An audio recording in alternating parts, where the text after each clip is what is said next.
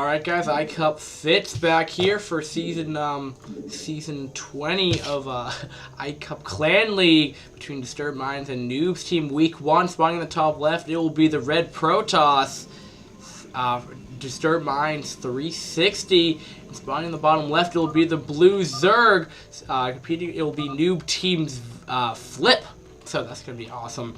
Now, Flip is from the United States, located in North America. And he'll be averaging 271 this game, compared to his Russian counterpart, the Red Protoss. Like Russian red? No, maybe. I actually have the Russian flag red. That's not something. But communist is red. So we're going to have our own little Cold War over here, because it's going to be awesome.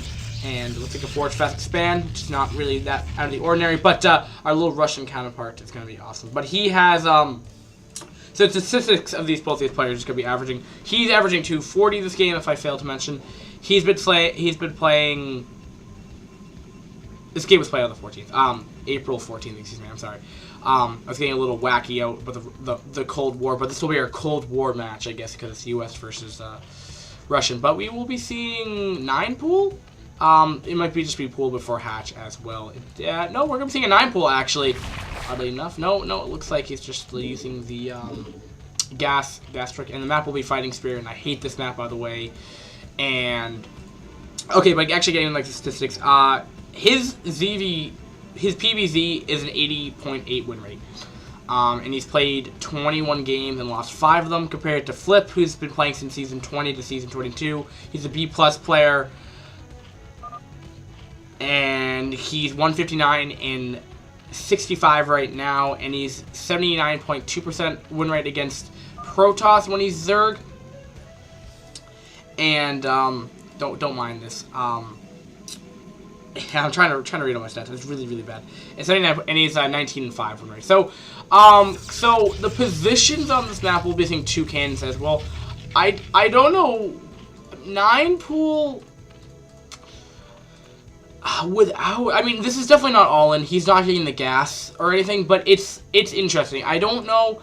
They might be able to get a run by, but if he puts the gateway down, it shouldn't be too bad. Because, you know, he knows that he's going to be fast expanding. So, I mean, these 8 initial lings aren't really there to do that much. He's just getting them out earlier to maybe try to do some damage. I don't see it doing too much. I think it might just be the baby block scouting. I mean, I don't know. It's really hard to tell because he's not going. I mean, he's waited. I don't think he knows what his opponent is right now. No, he must know because he's using his drone scout. But so he's sending over 4 lings. They're not going to get past 4 cannons, and still no gateway yet. But we'll see. He put down his expand. So he did 2 cannon expand. So I mean, they're both equal, I guess, for expansion timings. But yeah, so favorite to win this, I mean, statistically speaking, I don't know. 360 is really there aren't really that many statistics on him. It's weird. He doesn't have any ranks, but he has a percentage win rate versus certain races. I mean, he has an 80% win rate compared to the 70. Compared to the they're nearly the same win rate. So their win rates are the same. B+ versus D, if you want to go by that, because that's what he does have right now. Oh, we're going to be seeing that quirky 3-base. So it looks like exactly what Flip is doing right here. He's doing the exact same thing what you normally do. He just decided to go off a little variation, getting a couple more lings initially. You get around 6 to 8 lings anyway. He just got them a little bit faster.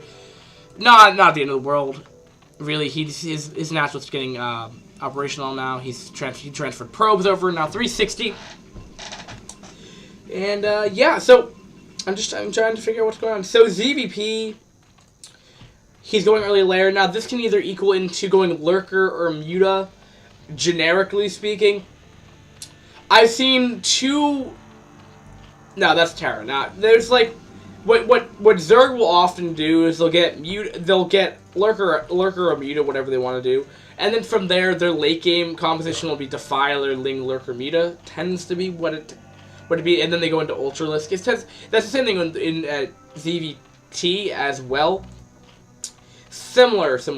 Not as many Defilers in TVP, just because Storm still affects, so there's still that issue as well. But I wouldn't, I mean, due to Forge Fast Expand, I mean, we could see Hydra. I'd predict Hydra just by the gas, but Spire's coming down. I did see that already. But my guess would have been, my initial reasoning would have been Hydra, just because, like, I don't understand why. It just happens, but as I don't play Zerg, or I don't really actually play Brood War that much, I just kind of look at what happens. But we will be seeing +1, so we're seeing standard stuff. He's gonna get a Stargate up. Yes, he already does. And Citadel of Adune, with charge, maybe he might be getting a quick Archives as well. That's a pretty fast Citadel for sure, but probably leg speed is coming up right now. No, actually, Templar Archives. Quick DTs could be possible. +1 DTs are fairly effective. They do a lot of damage.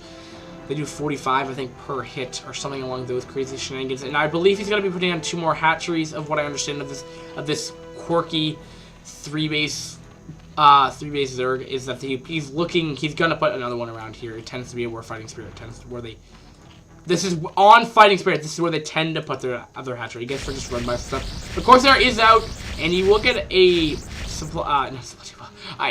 Overlord, and that will supply his opponent right here, just being annoying here. And he doesn't have Hydra or a Hydrogen out, which is what I'm seeing right now. No Hydrogen, and there goes down the other hatchery here. Now, this could be, due to the 5 hatcheries, this could be potential going into Mass Hydra.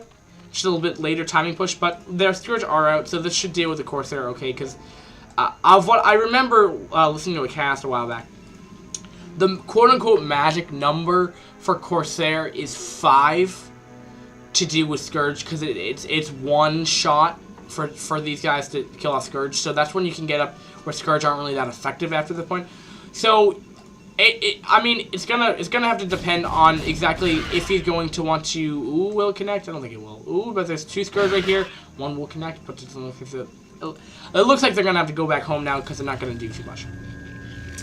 Now back on the Zerg front, we're still seeing more creep colonies, and still Spire, and still no Hydrogen. So, Muta, it looks like that might be the choice of action here. If not, he is very high in the gas. He might be going early Hive, as Protoss isn't really showing any kind of signs of aggression, as he's just starting to put down 3 more gateways. This is when he's gonna look into it. He'd probably do a push in 2 or 3 minutes, eventually speaking. But as he might have Storm up right about now, might be coming up. I mean, it's still pretty early, and I'm not sure if he has speed. It looks like he has speed. He looks like he has speed legs coming up as well.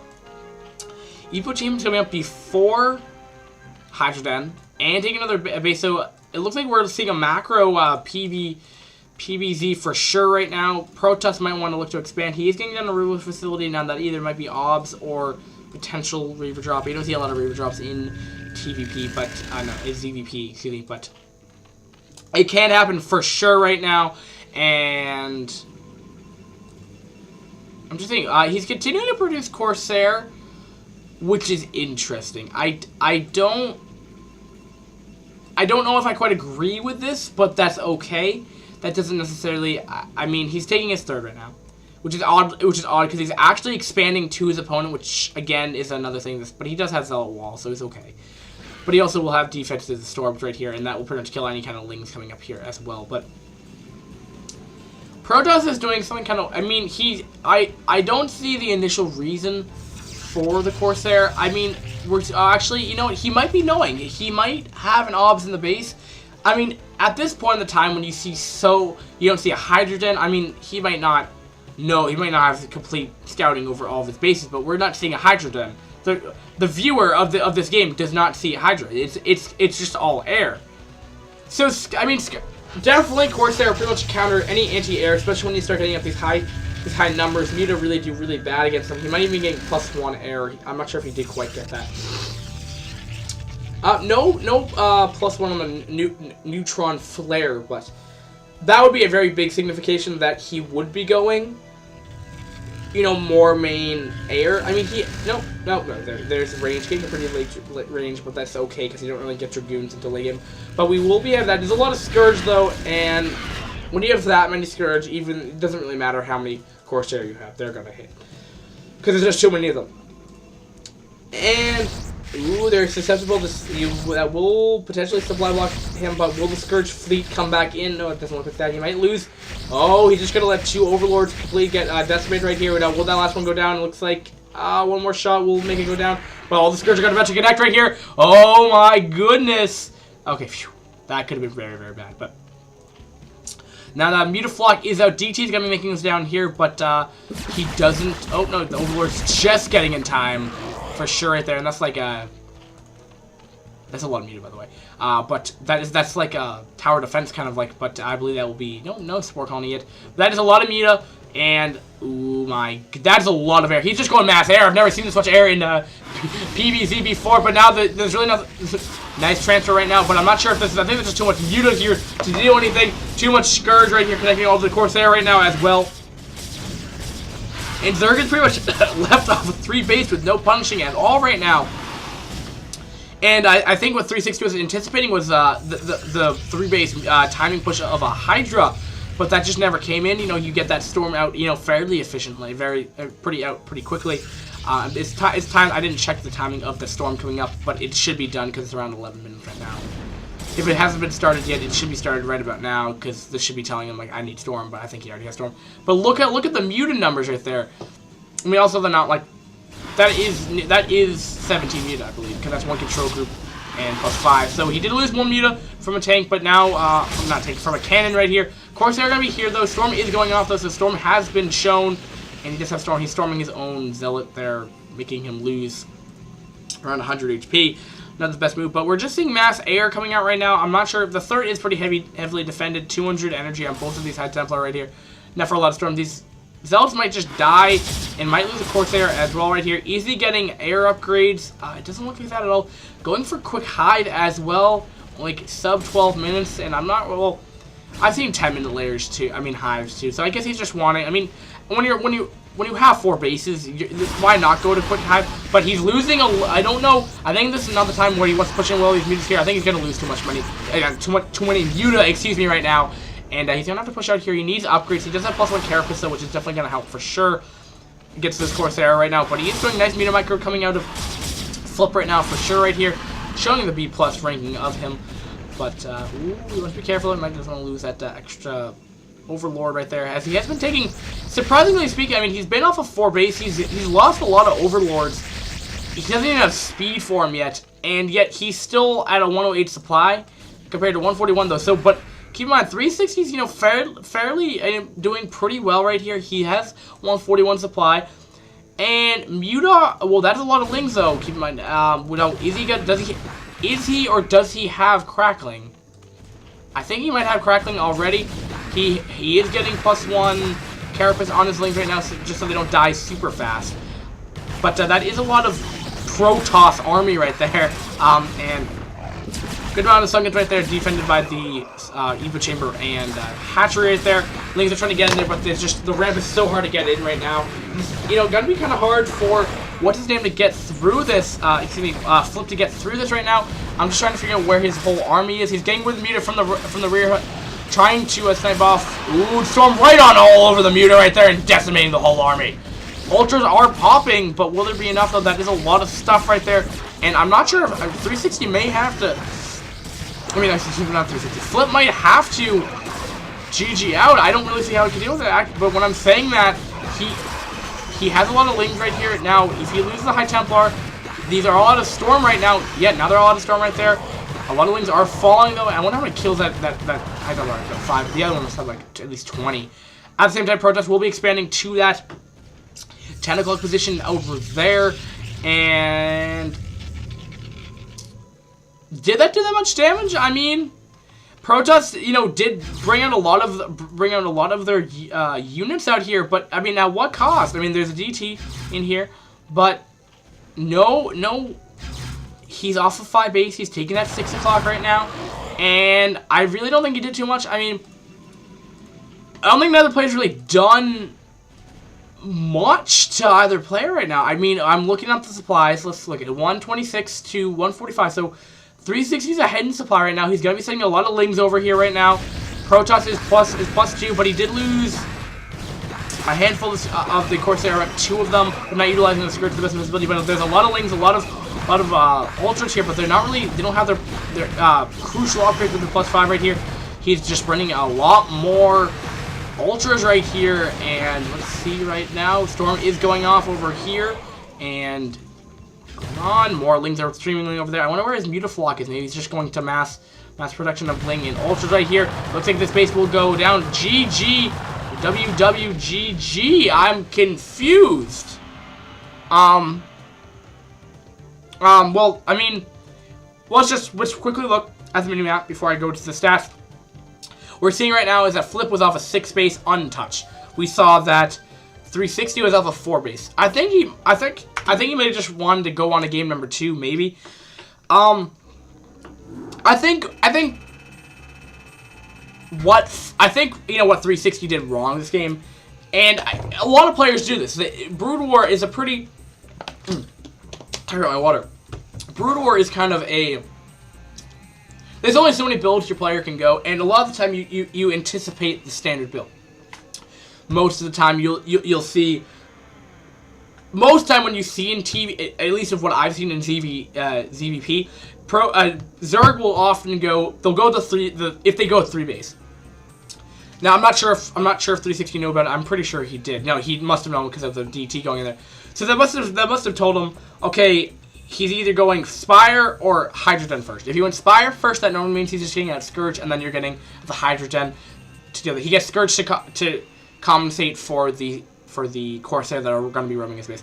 Now, in response to that, that's just predicting what your opponent does. I mean, he could go for a 4 traffic spam and put down 6 gateways and try to attack your front door. No, but just generically speaking, Protoss will do a 4 traffic spam, get +1, put down 2 gateways and a Stargate. And then they'll get Corsair from there, because that tends to be what his standard is. And the Zerg is going to be anticipating that anyway, that's why you got Scourge out first. You might also have seen Corsair, but I mean, most of the time that's what some players will do. He may have been anticipating Hydrogen coming up first, or Spire, Scourge, and then Hydrogen, which is going to be happening. Which you see a lot in... Watch a lot of recent ZVPs, and you'll see that.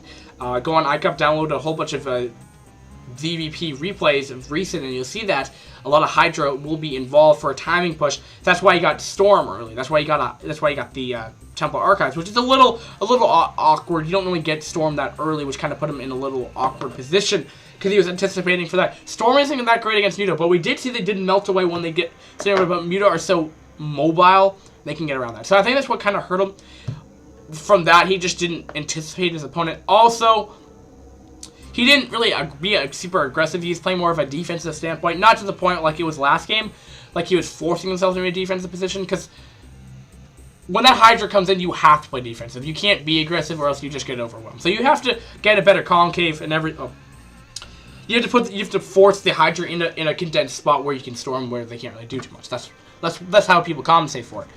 But that didn't happen. So he had like 4, like maybe 3 or probably 2 or 3 High Templar in his natural area, waiting to storm a whole bunch of Hydra in a lot of dead Hydra bodies, but that didn't happen. So he's waiting for a build that never happened. He didn't send a group of Zealots to try to counter the 3rd or do any kind of economic damage. Really, he never really pushed out until the point. And then when he did push out, I mean, the Zerg already had so much stuff. He was able to. He already had like 4 hatcheries on the other side, so he could just send over units from both angles and ultimately just make sure. At first, I thought 360 was doing fairly efficiently with that push, but when looking back, he may trade armies, which is epic.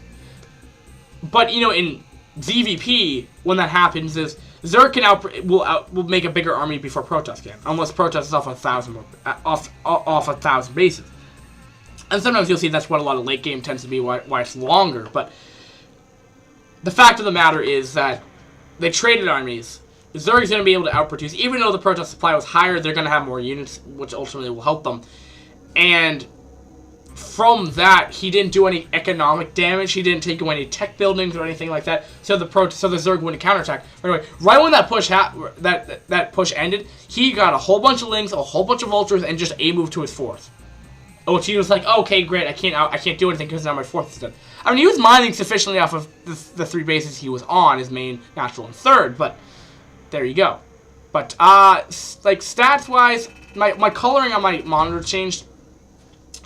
I mean, not too bad. It's just looking at the overall score. We're seeing 89,000 to 84,000. Pretty equal, to be completely honest. Neither player did really bad. But thanks for watching, guys. And we'll be on to game number 2, which means Flip did win this game.